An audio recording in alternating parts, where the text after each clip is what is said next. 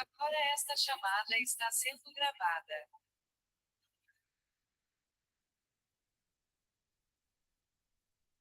Ok.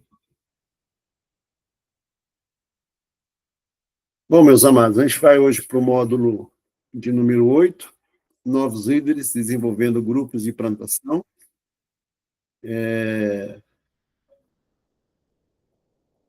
aí nós vamos fazer uma pequena recapitulação do que a gente já viu, né? Então, nós vimos aí análise de comunidade, novos contatos e conversões, fazendo discípulos, pessoas em grupo de plantação, grupos de plantação, membresia, pessoas batizadas, multiplicação de discípulos e novos líderes. Então, hoje, nós vamos ver o módulo 8, novos líderes desenvolvendo grupos de plantação, ok? Nosso objetivo, o objetivo desse módulo, é que você possa ter como guiar seus novos líderes no desenvolvimento dos novos grupos de plantação. Então, vamos recapitular. A gente vem de uma crescente, né? Desde o primeiro momento, do módulo 1, e aí você chegou a um ponto que você já criou o seu grupo, já identificou pessoas para que possam formar novos grupos, que seriam esses líderes, e agora esses líderes você vai orientá-los, vai guiá-los, né, para que eles possam desempenhar também um papel de plantadores e desenvolver grupos de plantação. Então, esse é o objetivo da nossa aula de hoje, que você tenha aí uma ferramenta para que você passe de um plantador para um treinador ou um mentor de plantador, você fazendo com que novos grupos de plantação possam acontecer, ok? Já fizemos a nossa oração, né? Então, aí nós temos aí, e aí eu vou precisar de vocês com a ajuda para que a gente possa ler alguns textos, tá bom? Não vamos ler todos os textos, mas eu gostaria de ler pelo menos um de cada grupo aí. Então, a base bíblica para esse treinamento, para essa aula de hoje, está exatamente aí nesses versos, né, nesses textos bíblicos. Então, nós temos um grupo 1 aí, diferentes personalidades. Aí vamos mostrar a pessoa de Pedro, Tiago, João, a de Tomé, e tantos outros que fizeram parte do contexto do Novo Testamento, que foram pessoas com suas diferenças de personalidades, cada um com o seu jeito, a sua maneira, o seu comportamento. Então, dentro do grupo de plantação, dentro da rede de multiplicação, daquilo que a gente vai fazer, ou dentro da igreja, vai haver pessoas com diferentes personalidades, com diferentes maneiras de atuar, com diferentes maneiras de ser. E, às vezes, nós pensamos muito que todos são iguais. Na verdade, não são. Existe uma diferença, existe aí uma personalidade de cada um, inerente a cada um, né? E aí a gente precisa buscar identificar como vai ser o comportamento, como que vai ser a vida de cada um. Então, eu precisaria que alguém abrisse para nós em João 13, versos 6 e 9,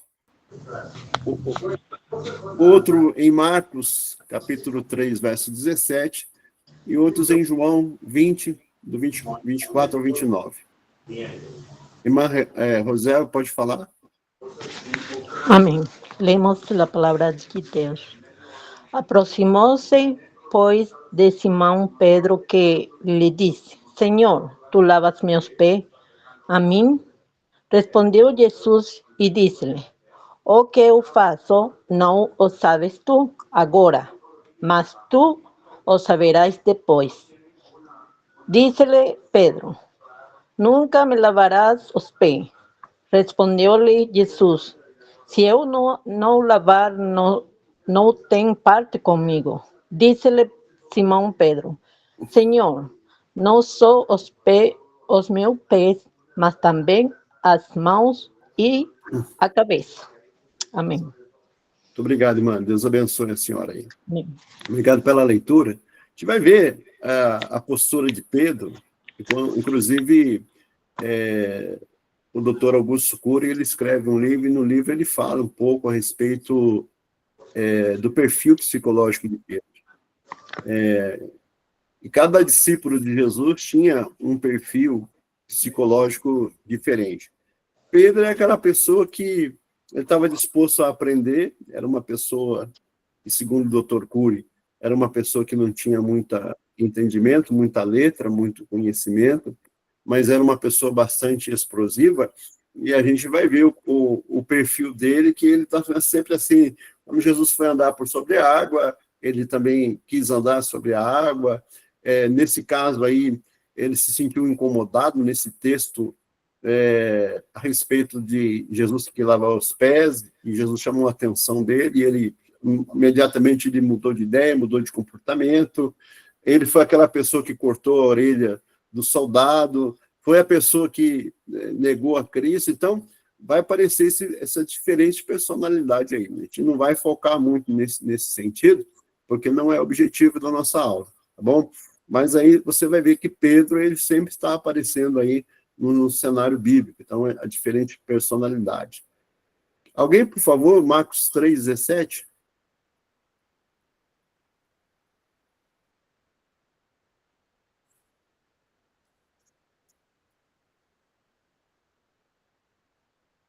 Não?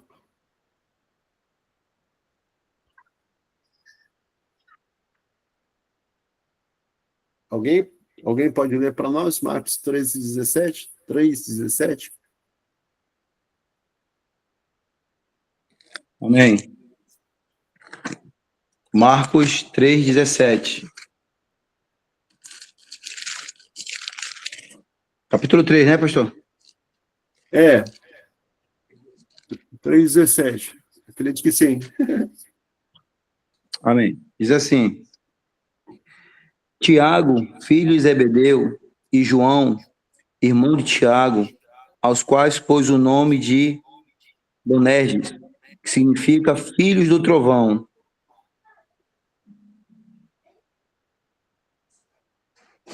Isso. O que nós estamos querendo mostrar aí? As diferentes personalidades, né? Tiago e João, que eram irmãos, e eles sempre nós vamos nos deparar dentro de um grupo de pessoas com pessoas diferentes, pessoas com personalidades diferentes, e possivelmente pessoas que fazem parte da mesma família, né? Pedro era mais explosivo, Tiago e João, eles tinham uma outra personalidade, né? E agora, vamos ver um pouquinho sobre Tomé. Quem pode ler para nós? João 20, do 24 ao 29. Obrigado, pastor. Amém.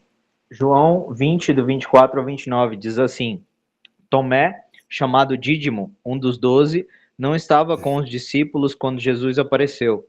Os outros discípulos lhe disseram: Vimos o Senhor. Mas ele lhes disse: Se eu não vir as marcas dos pregos nas suas mãos, não colocar o meu dedo onde estavam os pregos e não puser a minha mão no seu lado, não crerei. Uma semana mais tarde, os seus discípulos estavam outra vez ali, e Tomé com eles. Apesar de estarem trancadas as portas, Jesus entrou, pôs-se no meio deles e disse: Paz seja com vocês. E Jesus disse a Tomé: Coloque o seu dedo aqui, veja as minhas mãos, estenda a mão e coloque-a no meu lado. Pare de duvidar e creia. Disse-lhe Tomé: Senhor, Senhor meu e Deus meu. Então Jesus lhe disse: Porque me viu, você creu? Felizes os que não viram e creram.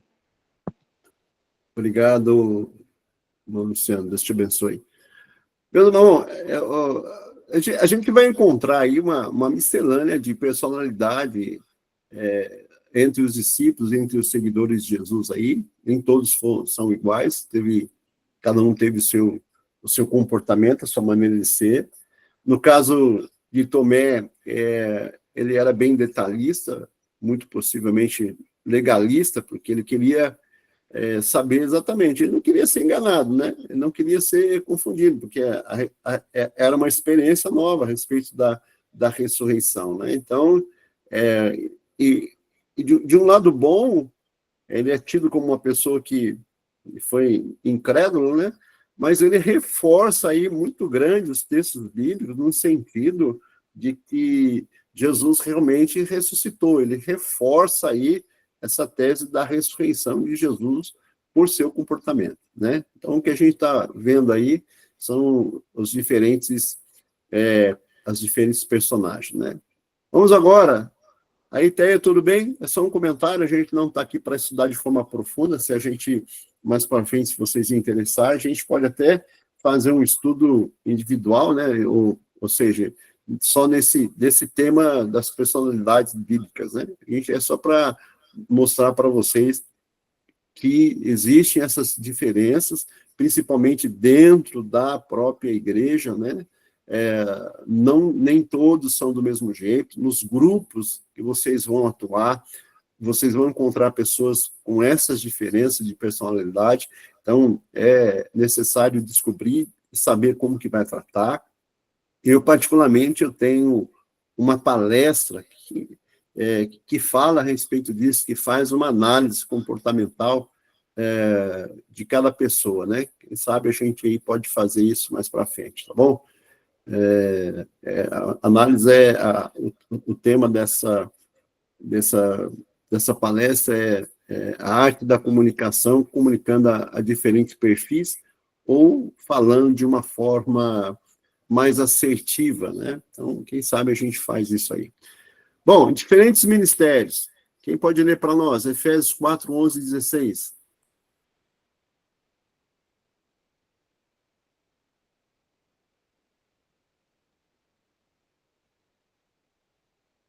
Efésios, capítulo... Amém.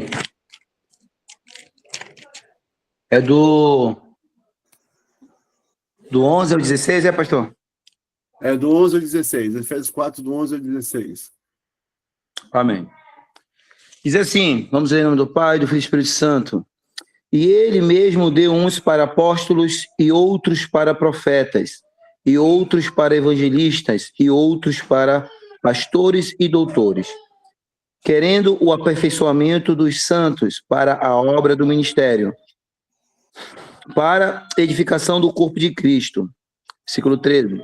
Até que todos cheguemos à unidade da fé e ao conhecimento do Filho de Deus, a varão perfeito, à medida da estatura completa de Cristo, para que não sejamos mais meninos inconstantes, levados em roda por todo o vento de doutrina, pelo engano dos homens que, com astúcia, enganam fraudulosamente. Antes, seguindo a verdade em caridade, cresçamos em tudo naquele que é a cabeça, Cristo. E versículo 16. Do qual todo o corpo bem ajustado e ligado pelo auxílio de todas as juntas, segundo a justa operação de cada parte, faz o aumento do corpo para a sua edificação em amor. Muito obrigado aí, pastor. Deus Amém. abençoe você. Como a gente viu aí, né? São os diferentes dons, ou chamamos também de dons ministeriais que existem. Outro texto que a gente poderia citar seria a primeira carta de Paulo aos Coríntios, capítulo 2, onde fala dos membros do corpo, onde fala que cada um tem a sua função, o seu trabalho. Então, dentro da igreja, ou dentro do grupo, de pequenos grupos, você vai encontrar a manifestação desses dons, né, que você precisa identificar. Então, existem diferentes ministérios, existem diferentes maneiras. Você pode descobrir isso usando o teste de dons, que foi ensinado em alguns modos anteriores, fazer esse trabalho, né, para que você tenha aí a ideia de qual é o seu dom, qual é o dom das pessoas. Inclusive, é uma atividade prática que você precisa fazer, que está nos modos anteriores aí, ok? Então, tem aí, ele menciona aí o dom de profeta, o dom de evangelista, o dom ministerial de pastor, de mestre, né, apóstolo, né? Então, esses dons aí. O outro grupo, que é o grupo 3, é diferentes chamados, né? Então, Romanos capítulo 1, verso de número 14, Paulo ele vai dizer, eu sou devedor tanto a grego como a bárbaro, tanto a sábios como a ignorantes, né? É o que Paulo está dizendo aí em Romanos, né? Ele foi chamado, já não foi chamado para ministrar aos judeus, ele foi chamado para ministrar aos gentios, né? Então, ele se sentiu aí que ele era devedor, entendeu o seu chamado, compreendeu o seu chamado, para que ele pudesse ministrar aos gregos, ministrar a sábios e também a ignorantes, né? Então, Paulo ele falou de uma classe diversificada de pessoas, tanto as pessoas que estavam na mesma altura dele, como um doutor da lei, como pessoas mais simples, né? Até tem um texto que está em Atos dos Apóstolos, que no grego é falado, acho que, se não me engano, acho que Atos 4:13, alguma coisa assim, que fala idiotare agramatione. Eu vi o doutor Cruz falar a respeito disso na conferência internacional, isso me marcou. Ele falou idiotare agramatione. Ele fala, não precisa ser muito especialista em grego para entender o que eles estavam escrevendo. A maioria deles era pessoas que não tinham muita cultura, que não tinham muito entendimento, né? O idiota no sentido de falta de conhecimento, na falta de iletrados lá, o texto, na nossa tradução, fala em letrados. Então, o evangelho, ele vai para todos, você vai encontrar todos os tipos de pessoas, de todos os tipos de classe social, de poder aquisitivo, de formação. Então, Jesus ele falou em Marcos, pregai a toda criatura. Então, o evangelho ele não é seletivo, a mensagem de salvação ela não é seletiva, é para todas as pessoas, independente da raça, da cor, do poder aquisitivo, do status social, da cultura. Então, é para todos. E Paulo ele entendeu esse chamado, que ele estava sendo chamado para falar, né, a todas essas pessoas, mais diretamente, ele se considerou apóstolo dos gentios, né? Então, essa é a nossa fala aqui. E a outra, que é o Coríntios que eu citei, nós não vamos ler, que é a diferença das habilidades e dons e talentos, né? O pé, a mão, a orelha, o ouvido, fazendo aí uma analogia com o corpo humano, né? E o que nós precisamos entender dentro desse quadro, que todos são importantes, tanto na questão de liderar, como na questão de ser alcançado. Todos são importantes. Qual que é a ideia? Primeiro, mostrar a base bíblica. Segundo, que você possa entender que não será uma igreja homogênea, né? Ou a gente tem aquela ideia de unidade. Unidade não é uniformidade. As pessoas não serão uniformes, né? Muito pelo contrário.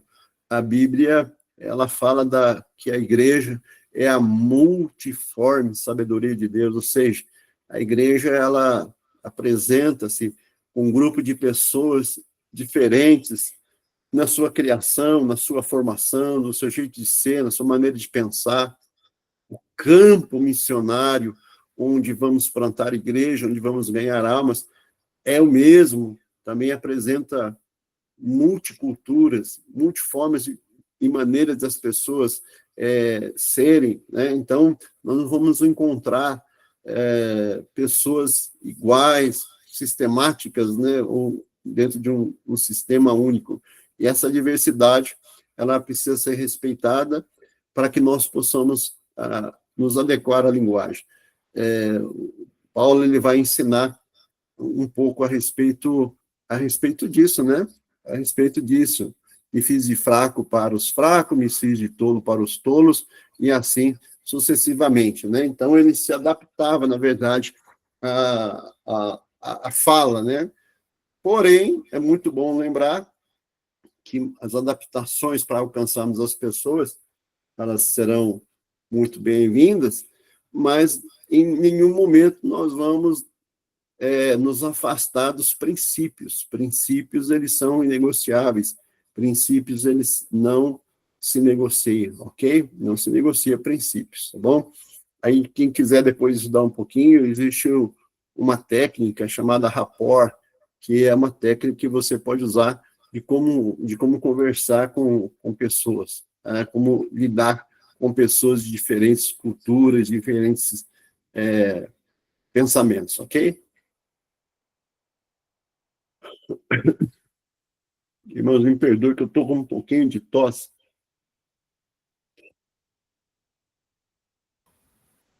Bom, eu quis colocar esse texto aí para vocês verem o que Atos dos Apóstolos, 16:5, ele diz o seguinte: de sorte que as igrejas eram confirmadas na fé. Então, essa confirmação da igreja firmada na fé é a solidificação, a consolidação da igreja, né? Como veio de pequenos grupos e depois ela foi confirmada na fé. Ela se estabeleceu, ela se solidificou, ela se consolidou. E cada dia crescia em número. Então, o Lucas, ele vai deixar essa informação para a gente, que há essa importância da igreja crescer, da igreja aumentar em números, e é isso que nós acreditamos, que isso é possível e isso vai acontecer, tá bom? Bom, nós vamos repassar alguns passos, acho que da aula do número 4, que são os 3 grupos de plantação, nós vamos rápido disso aí. Aí nós temos o grupo de evangelização, o grupo de discipulado, ou discipulado multiplicador. Aí tem o OIA, né? Você pode olhar lá na aula de número 4, no módulo 4, que tem lá essa OIA, né? Observar, interpretar e aplicar. Então, nós vamos fazer um repasse aí, e se alguém quiser fazer algum comentário, depois pode, não tem problema nenhum. Opa! Não sei o quê.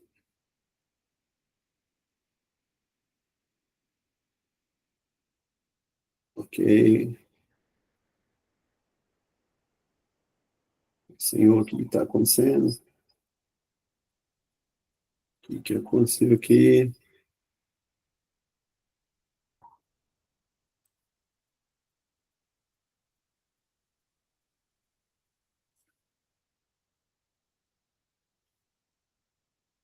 Ok. Bom, grupo de evangelização, né? Quem são?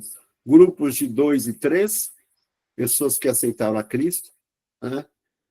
Muito importante você relembrar isso, que é muito importante você começar esse grupo de evangelização com 2 ou 3 pessoas que aceitaram a Cristo, não crentes. Qual é a característica? Abertos a todos que desejam evangelizar ou serem evangelizados. Alcançar o maior número de crentes convertidos a Cristo. Esse é o propósito, buscar essas pessoas, né? Para que essas pessoas elas possam ser convertidas e se render a Cristo, né? Vamos. O grupo discipulado. Quem são? Grupos de 2, 3 ou mais convertidos que seguem o processo de transformação. Então, vamos voltar aqui um pouquinho para que a gente possa entender. Então, começa a ser um grupo de evangelização. Quem são essas pessoas? São pessoas que ainda não receberam a Cristo como seu Salvador, né? Você vai caminhar com essas pessoas até que elas intencionalmente recebam a Cristo como seu Salvador, né? E recebendo a Cristo como seu Salvador, eles vão passar para o segundo grupo. Qual que é o grupo? Agora eles vão ser discipulados, grupos de 2 ou 3 ou mais convertidos. A gente fala 2 ou 3 para iniciar, você pode ter mais pessoas para que façam parte desse grupo, tá? Tanto de evangelização como grupo de discipulado. Não vamos prender tanto aos números, né? O importante é que se aplique isso de uma forma mais intencional. Esse grupo é fechado somente para quem iniciou os estudos de discipulado, então agora já não vai entrar mais, até eles serem concluídos, porque é o seguinte, eles forem evangelizados, no grupo de evangelização pode ir entrando pessoas sendo evangelizadas. A partir do momento que formou um grupo de discipulado, esse grupo é fechado. O que você pode ter? Você pode ter vários grupos de evangelização e você pode ter vários grupos de discipulado. Esse é um controle pessoal de cada um. Vamos imaginar, você conseguiu lá 5 pessoas que aceitaram a Cristo como Salvador.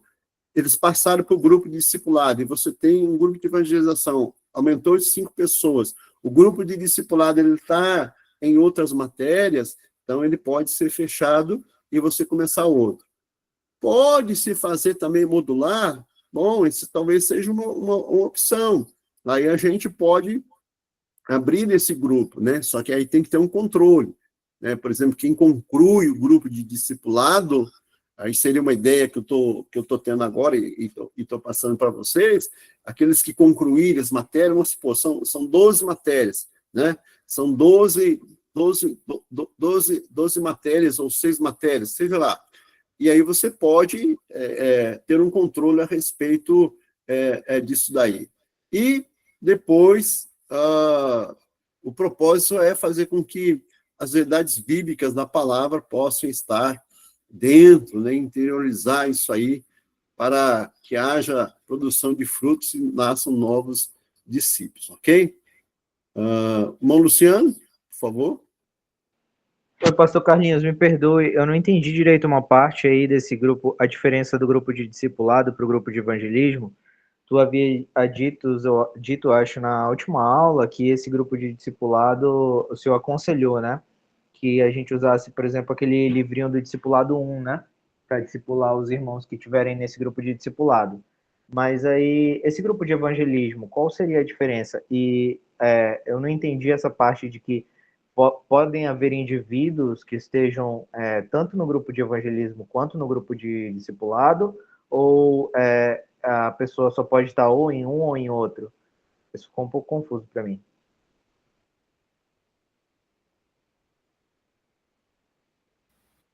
Ok, obrigado, Luciano, pela pergunta, né?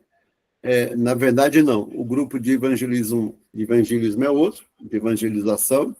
Ele é composto por pessoas que ainda não receberam a Cristo. Então, qual que seria o conteúdo que a gente vai aplicar a essas pessoas? Os primeiros passos, como, por exemplo, arrependimento, né? As doutrinas básicas, arrependimento, conversão, novo nascimento. Na rota aí, lá, tem algumas coisas que a gente pode oferecer para eles. Então, são coisas básicas da salvação para levar essas pessoas a confessar a Cristo, se é que nós podemos dizer dessa forma, receber a Cristo, fazer a confissão de aceitação, de recebimento de Cristo. Então, esse é o grupo de evangelização. Ali tem um conteúdo, me parece que são 6 aulas para o grupo de evangelização. Essas pessoas receberam a Cristo como Salvador, elas vão ter uma continuidade. Bom, existe um relatório que vocês olham aí na matéria, chamado de ABC. Então, o A é os alcançados, ok? Então, o A significa é para os alcançados. Então, o grupo de evangelização, podemos dizer assim, que eles foram alcançados. Qual que é o segundo passo? Se eles foram alcançados, eles vão entrar para o grupo de discipulado para a preparação para o segundo passo, que seria o grupo B. O que significa B? Batismo, né? Batismo. Então, já seria praticamente a parte mais séria, mais responsável, mais compromissada. E o último seria o C, que seria conversão. Pode falar, Luciano. Perfeito, pastor. Estou entendendo direitinho aí o que o senhor está falando, mas a minha dúvida é a seguinte agora, que é uma outra, né? A partir do momento que o senhor falou, vamos dizer que eu vá para a casa de uma família que não recebeu a Cristo ainda, para fazer cultos lá. E na casa dessa família existem 4 pessoas. Vou dizer que uma mãe, um pai e um casal de filhos, adultos. E eles não recebem Cristo todos no mesmo dia. A mãe só recebe Cristo primeiro. Como que eu faço para discipular essa mãe sem tirar ela desse ambiente? Porque eu vejo que, assim, eu vejo que muita gente faz assim, né? A mãe recebe a Cristo e começa o processo de discipulado dentro desse grupo, mas os outros ainda não receberam. Só que como que eu faria para tirar essa mãe de dentro desse grupo e levar para um outro grupo, sendo que o ambiente ali é um ambiente familiar da casa deles, entendeu? Como que seria mais ou menos isso? Eu espero primeiro todos se converterem para depois começar o processo de discipulado, ou a partir do momento que o primeiro indivíduo se converte do grupo, eu já meio que separo ele desse grupo para começar o discipulado individualmente, ou faço isso, ou tem que ser feito o discipulado em grupo realmente, eu tenho que levar ele para um outro ambiente, de repente para a igreja, para começar esse discipulado em grupo lá. Bom, é uma boa pergunta, né? E pode ser uma dúvida que todos têm. Que seria interessante ter os grupos realmente fechados. Então, nós estamos trabalhando da ideia de que todos dentro do grupo de evangelismo se converteu e passou para o grupo de discipulado. Esse é o conceito. Vai ter os seus algumas diferenças, exceções, claro, né?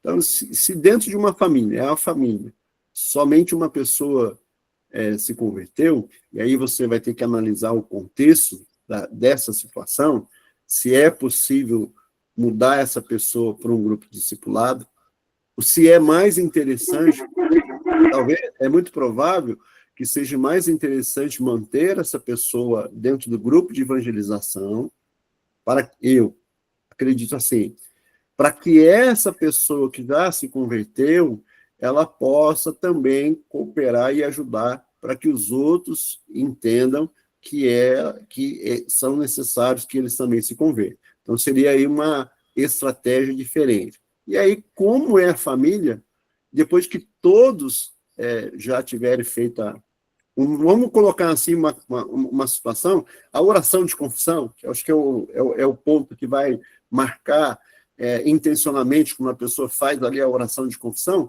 e aí transporta todos para o grupo discipulado. Então, cada situação será uma situação. O importante é ter o grupo, aplicar a evangelização, todos se converteram, leva ele para o grupo de discipulado. Existe situação que dá para criar o grupo de discipulado e mudar? Cria-se. Então, vai se adaptando e vai se organizando conforme a situação for apresentando. Irmã Roseli levantou a mão. Pastor Antônio Carlos, se eu me permite só fazer a última pergunta antes da irmã Roseli falar, por favor. Sim, no caso, só assim, agora é algo mais específico mesmo. No caso dessas 4 pessoas, nesse mesmo exemplo, só para a gente não perder essa linha de raciocínio, vamos dizer que 3 pessoas aceitem, mas uma pessoa não aceite. Vamos dizer que eu queira começar o grupo de discipulado ali com essas 3 pessoas que aceitaram a Jesus, né? Mas eu estou tendo dificuldade de converter a 4ª. E aí eu quero começar os grupos de discipulado ali, o processo de discipulado com eles.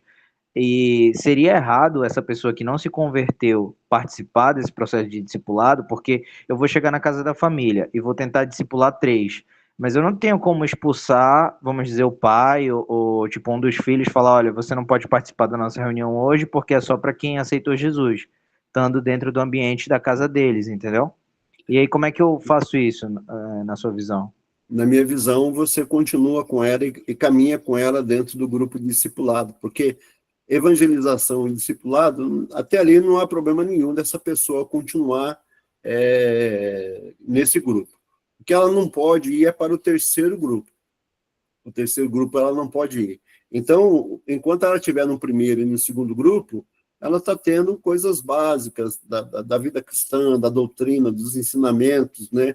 E se ela aceitar continuar, porque essa vida, essa alma que está nesse processo, eu entendo, Luciano, ela não pode ser desprezada, não pode ser abandonada, e se ela está disposta a caminhar, vamos caminhar com ela, vamos não adaptar ela ao nosso processo, mas adaptar nós a essa dificuldade que ela tem, até que ela seja convertida, até que ela seja convertida. Ela não pode ir para o próximo grupo, que é o grupo 3. Lá para o próximo, aí não tem como ela ir, ok?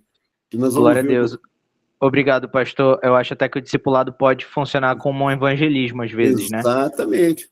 Exatamente, porque não vai mudar muito os assuntos, né? Muito pelo contrário, ela vai crescer, ela vai se desenvolver. Enquanto ela estiver ali, vamos caminhar com ela, não vamos deixar ninguém de fora, não, que pode ser um caso isolado, ou talvez não, ou talvez seja um caso que aconteça com frequência, né? Porque nós não vamos deixar essa pessoa abandonada de forma alguma. Perfeito, pastor, obrigado. Minha irmã Roseli, me perdoe, viu, por ter entrado aí na sua frente. Deus abençoe. Deus lhe bendiga, minha irmã. Glória a Deus.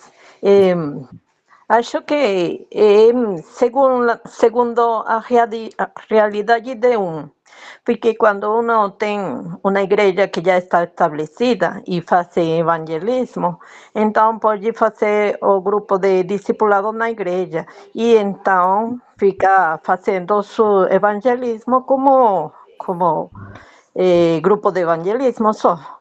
Mas quando a igreja está começando, que não tem uma igreja, um local para reunir, então, como tem que reunir obrigatoriamente nas casas das pessoas que estamos discipulando, evangelizando, então ali estamos todos juntos com todo o novo crente e também com as pessoas que todavía no han ido a los pés de Cristo, mas a Bíblia fala que por escutar, eles vão a buscar mais, vai escutar, até que o Espírito Santo faça a obra em eles. Acho que é assim. Então, obrigado, irmã, pela sua contribuição. Vamos pensar um pouco intencionalmente de forma bíblica. Jesus ele falava abertamente com as pessoas, com o seu público, né? Era o seu processo de evangelização. Ele falava com todos, abertamente, independente da classe social, independente do cargo que a pessoa ocupava, do seu poder aquisitivo, ele falava. Isso aí fica claro nos textos dos evangelhos. Só que na hora dele discipular, ele fechava o grupo, ele falava só com os seus discípulos, ele só falava com aqueles que estavam acompanhando eles, né? Então, no início do trabalho, por uma série de dificuldades, por uma dificuldade estrutural, por uma dificuldade, talvez, de material para poder oferecer, talvez por falta de pessoas, de recursos humanos, ou qualquer um outro motivo que possa trazer uma certa dificuldade, a princípio, vamos dizer que essas pessoas elas podem estar juntas.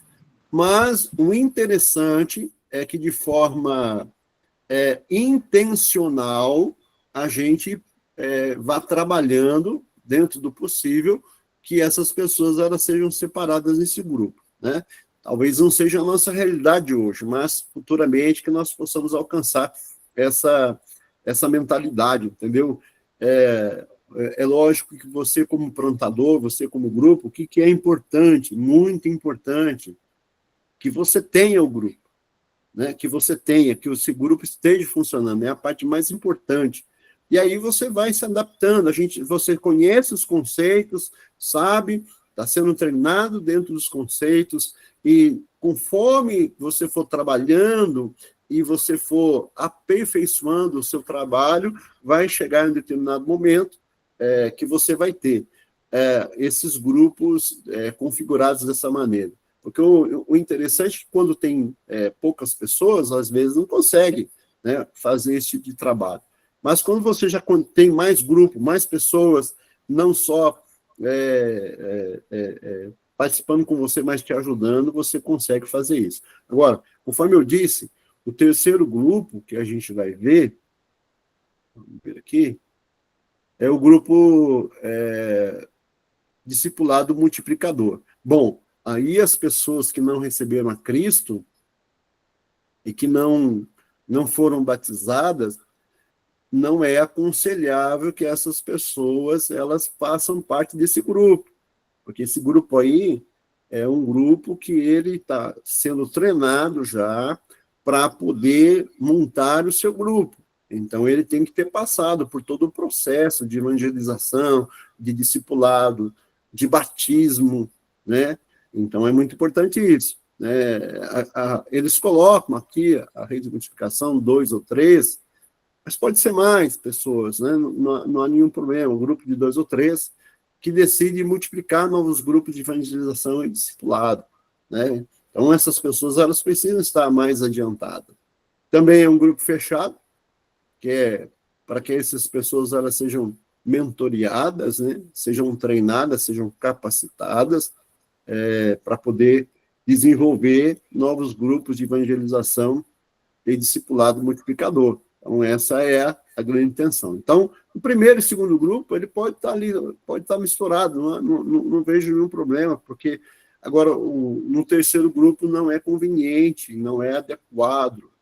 Eu não estou dizendo que seja proibido, não seja, talvez, o melhor resultado, né, de levar essas pessoas para o grupo multiplicador. Tudo bem? Até aí, tudo bem? Alguém quer comentar alguma coisa?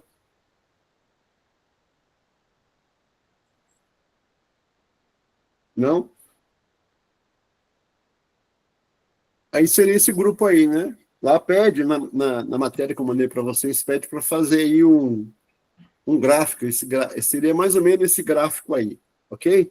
Então, para que você possa ter aí a ideia, né, de como ser esse grupo aí de evangelização. Você pode ter vários grupos de evangelização, você pode ter vários grupos de discipulado, e você pode ter vários grupos de multiplicação. Nós estamos falando aí de um grupo com um maior número de pessoas, né? Maior número de pessoas, se a gente colocar aí 5 pessoas em cada grupo aí, já dá um número maior de pessoas, né, no final de tudo. E aí vai se desenvolvendo. E é por isso que chama-se rede, né? É por isso que chama a rede de multiplicação, ok? Já repassamos. Ele pede para fazer um gráfico aí, já mostrei para vocês. Opa, nós já estamos chegando no final da nossa aula, o que é isso? Muito rápido. Nossa, tem um pouquinho de paciência aí que travou aqui o meu PowerPoint aqui. Ok. Ferramentas para o plantador. Discipulado multiplicador, né? Está planejado para o acompanhamento com o objetivo de que discípulos se multipliquem, fazendo novos discípulos. Essa é a ideia. Pessoas que vão entrar, passar pelo processo de evangelização, passar pelo processo de discipulado e vão se tornar discípulos multiplicadores. Então, na verdade, o que vai acabar é uma sequência daquilo que ia ser só membro, né? O ideal é que todos, dentro de um grupo, eles se tornem multiplicadores. Se não se tornem líderes, mas que eles possam aprender, ser treinados, serem ensinados, serem doutrinados, serem capacitados a trazerem outros para Cristo, né? Eu penso que, ao longo dos anos, a igreja ela se equivocou. Quando eu digo igreja, eu falo igreja global, em todos os sentidos, né? Da palavra igreja, em todos os ministérios, em todos os seus contextos, talvez com algumas raras exceções, se equivocaram no sentido de trazer o pensamento da igreja que aquelas pessoas que fazem parte da igreja são apenas membros, né? Sendo que elas deveriam atuar como também ganhadoras de almas, né? Como plantadoras de igreja, né? Como pessoas que vão levar o evangelho, que vão levar a palavra de Deus a outras pessoas. Então, quando se fala em plantar igreja, talvez muitos se assustem, né? Porque pensa na estrutura. Eu sempre estou falando isso aqui, pensa na estrutura, pensa naquilo que precisa de um local fixo, precisa de estrutura de som, de microfone, de cadeira, de púlpito, das pregações, os louvores, mas, na verdade, nós precisamos olhar com um olhar um pouco mais apurado, no sentido de que plantar igreja é expandir o reino de Deus em alcançar aqueles que são perdidos, aquelas pessoas que estão perdidas. Então, na verdade, o plantar igrejas é ganhar almas, é conquistar almas, é levar o evangelho, é cumprir a missão de Cristo, né? E Cristo mandou ou conscientizou a igreja para fazer essa missão de conquistar almas para o reino dele, de levar pessoas a se encontrar com o evangelho. Essa é a grande missão. Essa é o nosso grande chamado, né? Levar pessoas a Cristo. Quando você está levando pessoas a Cristo e nós focamos toda a nossa energia, toda a nossa o nosso pensamento, a nossa paixão, a nossa vontade, o nosso desejo de levar pessoas a Cristo, vai culminar de uma forma intencional no nascimento de uma nova igreja, né? De uma nova organização no sentido de uma igreja plantada ali, né? Na verdade, o conceito, a ideia de plantação de igreja não é a estrutura, mas as pessoas, né? As pessoas que vão compor, as pessoas que vão estar ali para adorar. Então, isso pode acontecer de forma diferente, pode acontecer, por exemplo, debaixo de uma árvore, né? Pode acontecer numa garagem, pode acontecer num local público, numa praça, pode acontecer dentro de um shopping center, você pode marcar suas reuniões em um local que seja agradável, que as pessoas possam ser acessadas. Então, abrir, expandir essa ideia de alcançar as pessoas onde elas estão, aonde elas estão. E como que começa isso, que é muito importante? Com os contatos, né? De você pegar os contatos. Quem trabalha com vendas, e talvez você entenda melhor um pouco disso, né? Que sempre vai estar anotando ali o contato de um cliente, de uma pessoa que ele vê uma possibilidade de fazer negócio.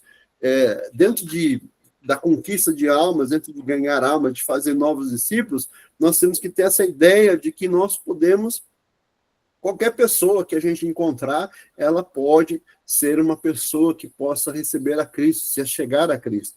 Então, pegar um contato mandar uma mensagem de bom dia, boa noite.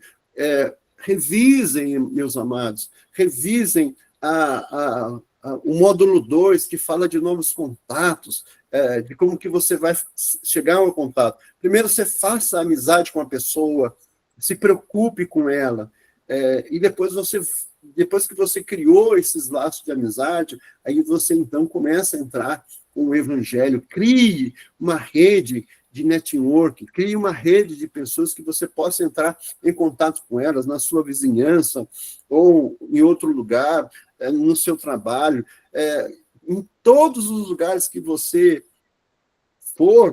estiver, que nós estivermos, vamos incluir nisso, nós vamos encontrar pessoas que não receberam a Cristo.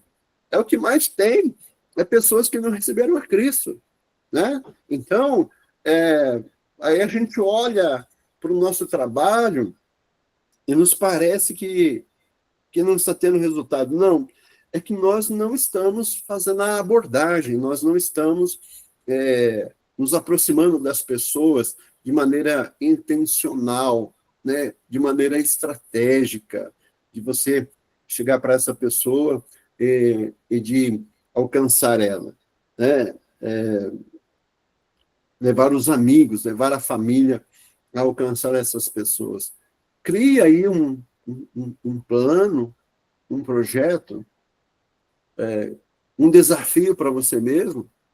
No ABC, fala que seria interessante você fazer 10 contatos todo mês com novas pessoas, né? Com novas pessoas. E você vai criando uma rede de relacionamento, uma rede intencional, e em um determinado momento você vai ver que tudo vai fluir e que Deus vai te abençoar e você vai ver a igreja nascendo assim, de uma forma extraordinária e maravilhosa, como tem que ser. Amém? Deus vai dar o crescimento, eu creio nisso. Amém, irmãos?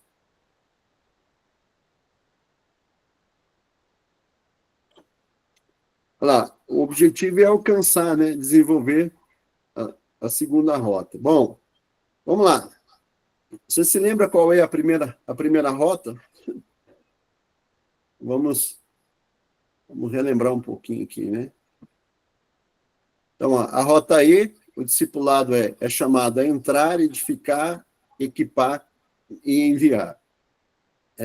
Se você recebeu todos os PDFs aí, você tem esse material. Se não recebeu, se não tem, é só falar assim, pastor, preciso. Eu posso enviar para você tudo de uma vez, não tem problema nenhum. É um material que está disponível para você, né? A rota M, os discípulos se comprometem com a missão, membresia, maturidade e ministério. É o segundo nível. Qual que é o foco? Multiplicar, alcançando novos discípulos. Por que fala em redes? Existem algumas empresas que trabalham com produtos de rede, né? Se vende alguns produtos, tipo Tapué, Spotinho, Rinodê, Forever, vende produtos de beleza, eles trabalham com isso. E é mais ou menos a mesma ferramenta que eles usam, por isso que chama rede. Você entra como participante, depois você passa a liderar, só que isso ainda na área de negócio, na área empresarial, na área de finanças, você começa a ganhar em cima das pessoas. Nesse caso aqui, a redes é mais ou menos a mesma situação dentro de um cunho evangelístico e dentro de um cunho eclesiástico, né? Espiritual, que você vai levando pessoas a ganhar outras pessoas e você vai criando ali uma grande rede de pessoas, onde a igreja mãe é a grande responsável por todo esse processo, por toda essa continuidade desse trabalho, né? Então, a Rota M vai fazer com que você passe para os seus discípulos missão, membresia, maturidade e ministério, foco, multiplicar, alcançando novos discípulos, e você pode utilizar, né, conforme nós vimos, o material da Rota E, também pode usar todos esses materiais, e o material da Rota M também, são níveis diferentes. O material da Rota E, da Rota M, está nessa aula de número 8 que eu mandei para vocês aí. O resultado será um novo líder discipulado, com o seu próprio e novo grupo discipulado. Então, que vai ser mentoreado por você, por enquanto, até que passe a ser responsabilidade também da igreja mãe, ok? E está mais ou menos uma imagem para vocês poderem verificar. Vou mandar esses slides para vocês em PDF, para que vocês possam também acompanhar, né? Então, a Rota M, missão, membresia, maturidade e ministério. Isso é o que deveria ter acontecido com a igreja no seu passar do tempo. Ela cumpriria a sua missão, as pessoas se comprometeriam com a igreja, chegariam à maturidade através do discipulado, porque o discipulado é o que vai levar essas pessoas a uma maturidade. E as pessoas maduras, comprometidas, então, elas vão ser utilizadas no que nós chamamos de ministério, ou seja, vão ministrar a outros. E aí o ministério, ele pode ser um ministério ordenado, como pode ser o ministério leigo. Na verdade, o ministério leigo é um ministério de maior alcance, onde se tem um maior número de pessoas, né? Você não precisa de uma nomeação, você não precisa de que alguém te nomeie.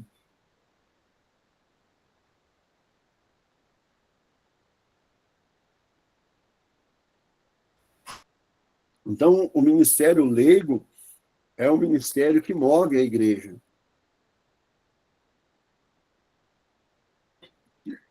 É um ministério funcional, né, que faz com que a igreja ela se desenvolva, ela cresça, ela trabalhe. Onde se tem o maior número de pessoas trabalhando, né, no ministério leigo, ok? O importante é que isso aconteça, ok?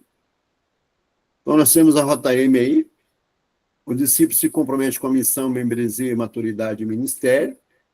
O foco é se multiplicar, alcançando os novos discípulos, e pode ser usado o material da Rota E. Fiquei repetitivo, mas é para reforçar o conceito. O resultado será um novo líder discipulado, com o seu próprio grupo de discípulos. Esse é o alvo, esse é o objetivo, né? Que aquele líder, aquela pessoa que entrou lá no grupo de evangelização, talvez vinda de uma outra religião, talvez vindo de um outro pensamento, com outras crenças, ou talvez não, que não conhecia nada, ele veio, entrou no grupo de evangelização, foi evangelizado, entendeu, recebeu a Cristo como seu Salvador, cresceu no processo, foi amadurecendo, entrou no processo de discipulado, foi conhecendo mais a palavra de Deus, os ensinamentos, a doutrina, seja naquele livro de princípios bíblicos que nós temos, seja no discipulado, ele vem crescendo, ele foi desenvolvendo, e agora ele passa para ser um discipulado, um discípulo multiplicador, né? Entrou aí agora nesse trabalho, e agora ele é um novo líder discipulado, e ele vai gerar outro grupo, que vai começar com o grupo de evangelização, que vai passar para o grupo de discipulado, que também depois vai passar para o discipulado multiplicador, e assim, nós gera uma rede, algo que vai se expandindo e vai se crescendo. Então, com um começo que você deu, de uma pessoa de um grupo de pessoas que você formou, e aquele grupo ele vai se tornando, e quando você vê, a igreja, ela não está mais com seus bancos vazios, ela não está mais carente, necessitada, porque tem pessoas que estão trabalhando e vão se formando igreja, e vai se formando outras congregações, e eu digo para você que isso também pode ser usado nas igrejas já estabelecidas e que estão com dificuldade de desenvolver, de crescer. Você pode focar isso, né, dentro da sua igreja também, para que haja o maior número de pessoas usando, não só para plantar novas igrejas, ainda que o sistema, o processo, a intencionalidade é de novas igrejas, mas isso não impede que a gente use essa ferramenta, essa metodologia, para que a igreja também ela se multiplique em número de pessoas, ok? Ok.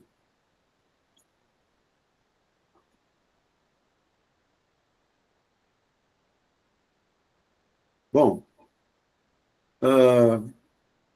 vou abrir aqui para vocês fazerem as suas considerações, nós já estamos chegando no final, né?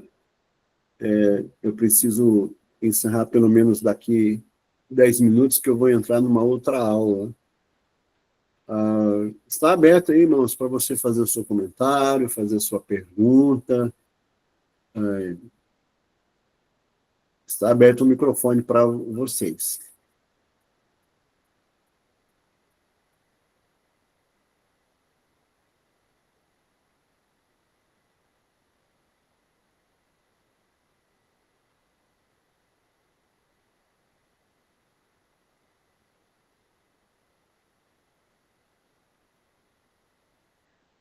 Pastor Carlinhos, quando o senhor apresenta essas rotas, eu sempre entendo elas, assim, eu consigo entender quando o senhor apresenta elas de uma forma micro, né, olhando para a rota específica.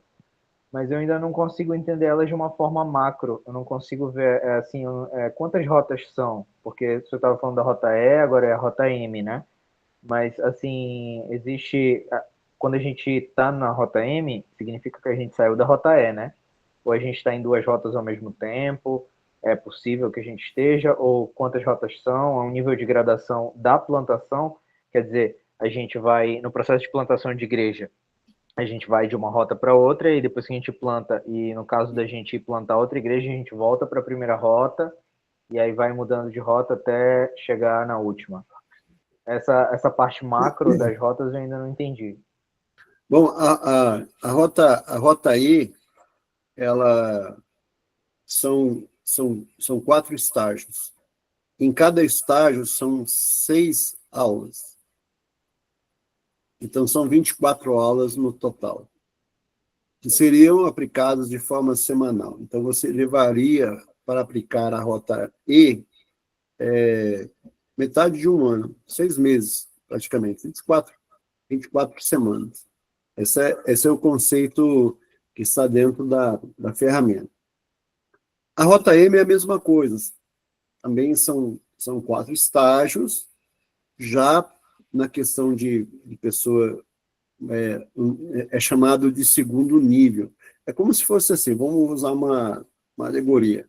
A pessoa ela começou no básico e agora ela foi para um aprofundamento, né? Tipo assim, primeiro ano, segundo ano, né? A rota M seria isso.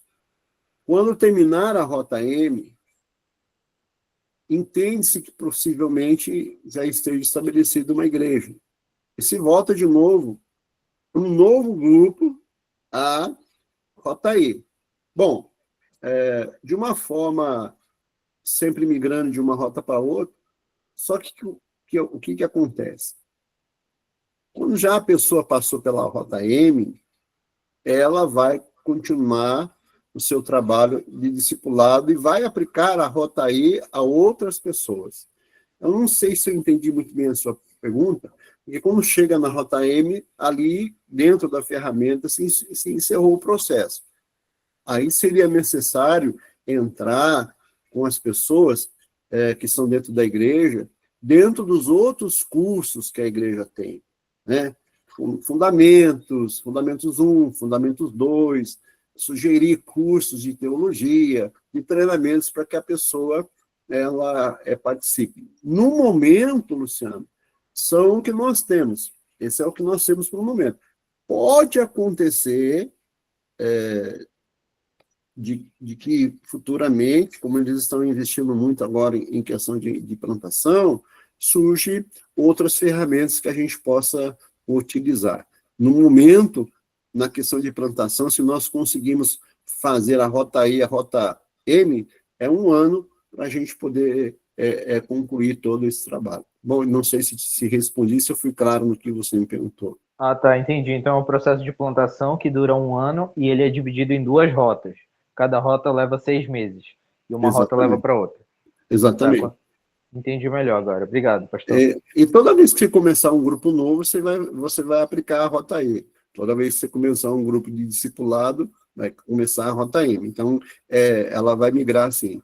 Saiu fora disso é porque as pessoas já estão em ministérios e elas precisam encontrar outras formas de aprendizagem para se desenvolver, né? Que é o interessante que cada um faça.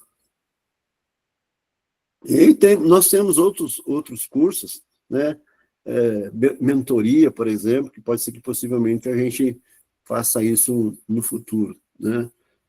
A gente cria um programa aí de desenvolvimento para isso aí, ok? Mais alguém? Irmã Rosel, a senhora tinha levantado a mão, mais alguém quer fazer alguma pergunta? Sim.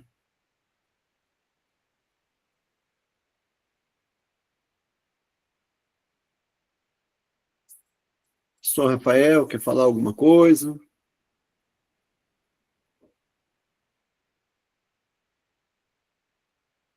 Não? Então vamos orar e vamos encerrar. Amém? Quem que pode orar para nós, para encerrarmos?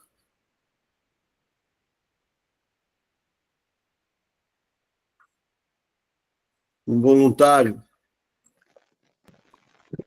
Boa noite, a paz do Senhor Jesus. Ô, mano Semiro. Posso orar? Pode, fica à vontade. Amém, glória a Deus, né? Estou feliz, né, com essa aula, muito boa, muito boa. Queria poder guardar tudo na minha mente.